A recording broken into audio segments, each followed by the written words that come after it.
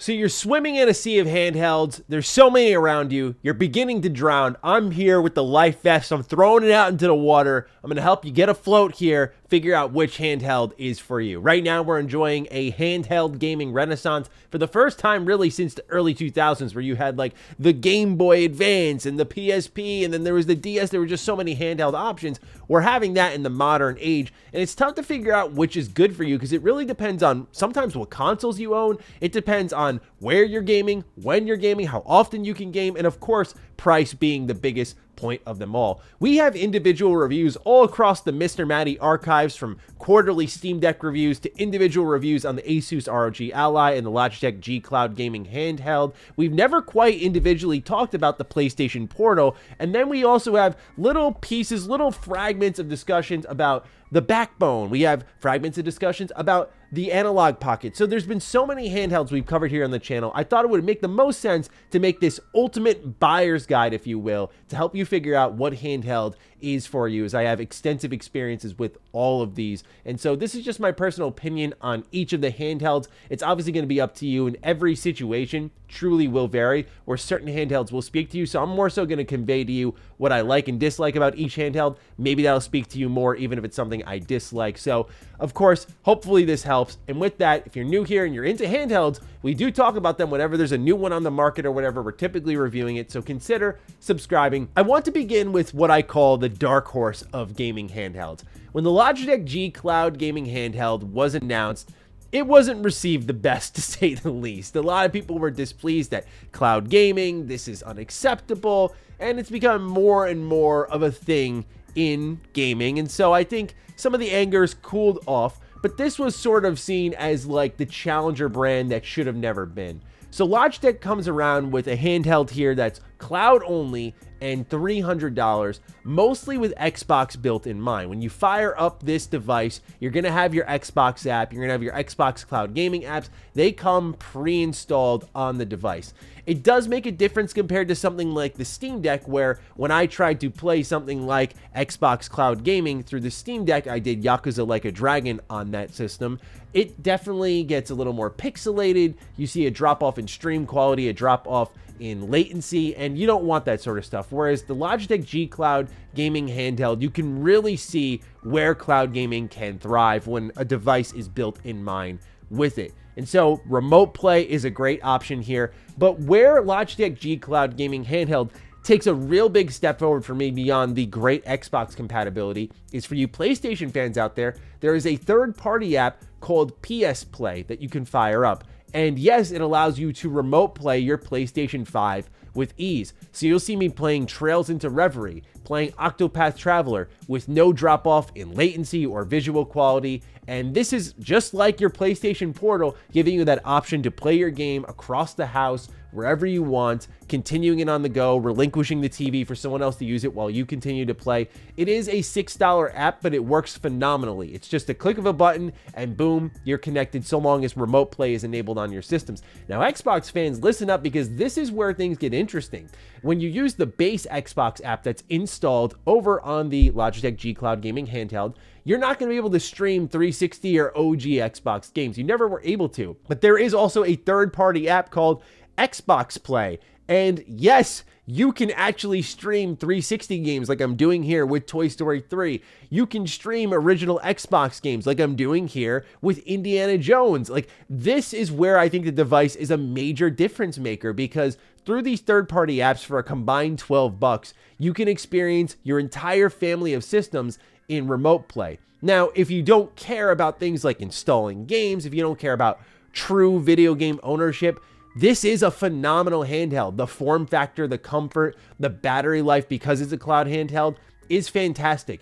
I know a lot of people don't want to hear praise out the gate about the Logitech GCloud gaming handheld, but I implore you, keep an open mind about it if you're okay with cloud gaming and your connection to handle it. The problem is, if you don't have that, this is literally a brick. You really can't play on the go out of your house. This is a strictly luxury companion device, a luxury remote play device. If you have the disposable income, it's a fantastic option. If you have the internet, it's a fantastic option. If you have neither of those, this is probably the worst option for you.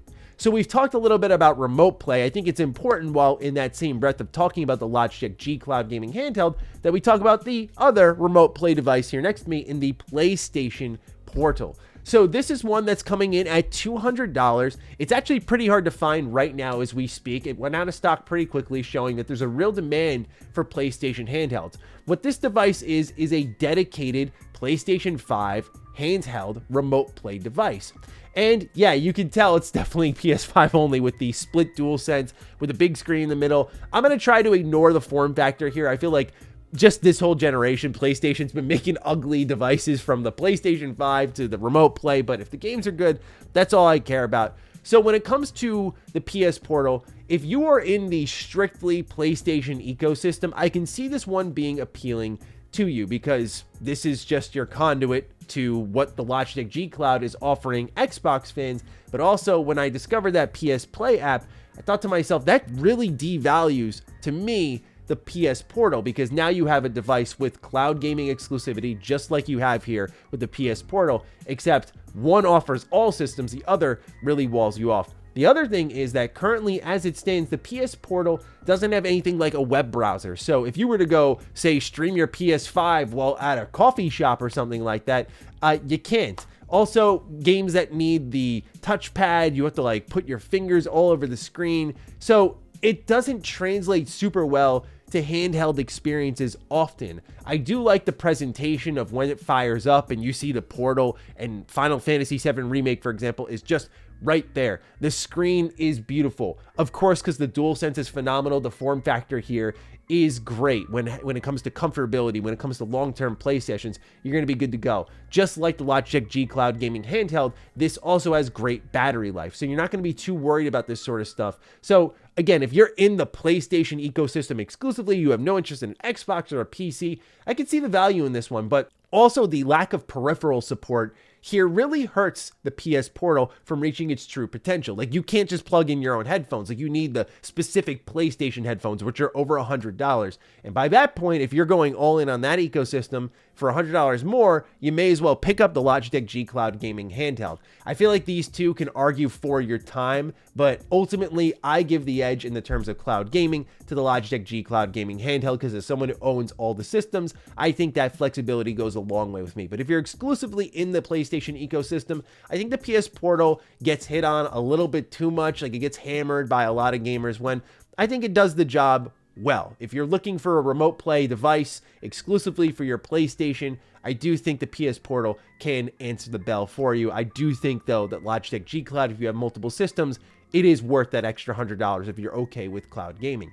Now, we talked a lot about cloud gaming. That's kind of the future, but what we also need to talk about are the devices that allow you to install your games, own your games. That's the ASUS ROG Ally and the Steamdeck. So let's shift over to the ASUS ROG Ally. Easily the most expensive one of the bunch. This one's clocking in at $700, and that's just a rough price. There are some going for $720, some going for $740, but I'm going to put it at a rough estimate of $700. So when you see that price tag compared to the first two I mentioned, you're going, okay, you better be doing something special. And I think it does for the most part. Basically, what you're buying here is a handheld PC, and that can be a bit taxing to your experience. It feels like every time I fire up my ROG Ally, there's a new set of updates to download. There's a new issue I'm having with trying to navigate the Game Pass app.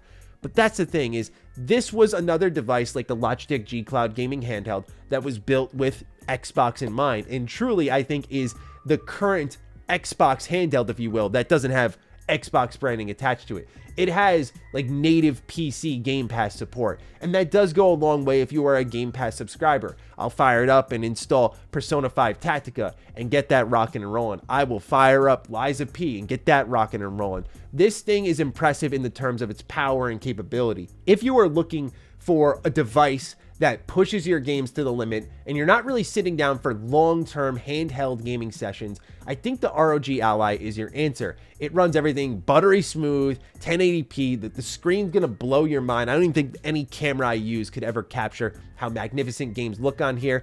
You'll have a bit of a strobe light show around your analog sticks until you get into the settings and start to disable that stuff, but this runs things beautifully. It runs things so beautifully, but there's a trade-off there. your battery life is not going to last that long. 3 hours most, typically. So if you're playing on your handheld and you really care about long-term battery life, ROG Ally definitely isn't going to be your answer. This thing dies quick. But if you're looking for like quick pick up and play in between sessions, maybe TV's in use, maybe you just want to hang out in bed, play for a couple of hours before bed, something along those lines, the ROG Ally is a good pick. Does run a bit hot as well. Something you have to be aware of is that a lot of people were having heating issues with the system.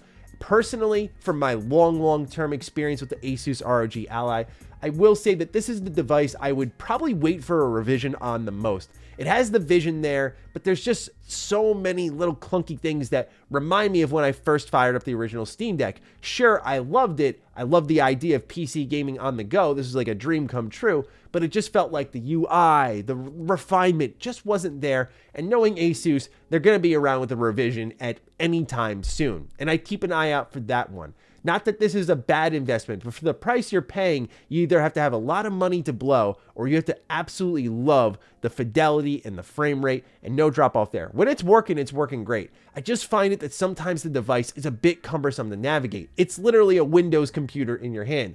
That can be really cool, but using it like with the touchscreen, laying your fingers all over it, sometimes navigating everything from Steam all the way to the Xbox app, it can be a bit of a pain and a little bit slow. My biggest issue comes down to syncing data. There are just times that I'll fire this thing up like I was trying to do for this video with Liza P, and only the ROG Ally has these extensive wait times to sync data with my Xbox saves. So going from my Xbox to my ROG Ally can at times be a bit cumbersome. So just be on the lookout for that. Next, we got to talk about the Steam Deck. We're going to collectively talk about the original Steam Deck and the Steam Deck OLED in this video, but just know the footage you're going to be seeing on screen is from my Steam Deck OLED. So right now the Steam Deck OLED is sitting at around an entry point of $549, finding itself kind of smack dab in the middle between the lowest point being the PS Portal and the highest point being the ROG Ally. And the Steam Deck has really won everyone's hearts again with the OLED model. When it comes to the original, this is going to be a really good cheap entry point if you're unsure and don't want to make this massive splash, but the cloud gaming side of things doesn't appeal to you. The original Steam Deck is still great, but there's little kinks here and there. Like when you're installing a game, it's going to really run its fans loud. When you're playing a game, it's going to get a little hot in your hands. Much like I just mentioned with the ROG Ally, there is a bit of lacking in refinement. Snapping through the UI, the user experience, it's just not fantastic, but it's good enough. But now with the price adjusting because the OLED exists, I think that the Steam Deck still offers something compelling enough where if you're looking for the budget option here, like the budget of budget options, this still isn't a bad way to go. I have a buddy who I gave away my Steam Deck to, and he's still loving the original one. It's kind of like ignorance is bliss. If you've never played the OLED, you're not going to know any better, and that's kind of not a bad thing at all. Whereas the Steam Deck OLED takes all those issues I just mentioned and polishes them to a shine. No problems whatsoever. I love that I can play games like Warhammer 40k Bolt Gun, and this thing's barely making a sound. You can hardly hear the Steam Deck running. I love that snapping through the Steam store, my library, it's just quick, simple, easy. It's very responsive, and I just think those types of refinements make this the most compelling, complete device that you can really buy on the market. Now, there are more expensive options you can get for the Steam Deck if you want to pay for more memory. I'm one of those people who I don't need to install a million games on my handheld. I like to install 5, maybe, and that'll be it. I'll be good for a long while. The thing to keep in mind, though, is internet connectivity is a necessity with some of these handhelds, where something like the ROG Ally you could have installed and taken on the go, and you'll be good to go on, say, a plane. And so that's something that that device offers that sometimes the Steam Deck just can't match, because you need to sign in to your Steam profile and then enable offline mode. And so just, yeah, it can get a little bit confusing there. Just as an honorable mention here, we do have the backbone here. We don't really have any footage because I record all my footage on my phone and I can't really use my phone to record this stuff here, but the backbone is a good option if you're okay with playing on your phone. I've never been a fan of the idea of draining my battery at all for gaming. I want to have a dedicated gaming handheld, but this isn't a bad option if you're looking for something that's like $50 to $100. This backbone here is fantastic to have one for Apple phones, Android phones, Xbox controller layout, PlayStation controller layout, and I think it does work really well if you're okay using your phone. It's just something you can throw in a backpack, throw in your pocket even, if you have big pockets that is, and you can just enjoy some gaming on the go. Whereas the analog pocket will just inject some new life into your old Game Boy Advance, Game Boy Color, Game Boy Collection. I know these aren't really in the full mix of the other big handhelds, but I thought they were just worth mentioning, and the analog pocket I think is phenomenal. While it takes a while to get here, the analog, not the best company, I do have to say that their products are top notch. So hopefully this video helped you make a purchasing decision one way or another. Let me know if you're picking up a Handheld, and if so, which one? What are your favorites? Help other people make their decisions down below. I hope this video was helpful to you. And with that, take excellent care of yourselves, and I will see you in the next video. Be sure to follow me on Twitter, follow me on Instagram. Those links are in the description down below. And a big thank you to all the patrons, all the members who continue to support the heck out of the content here. Stay sexy, stay active. I love you all. Peace.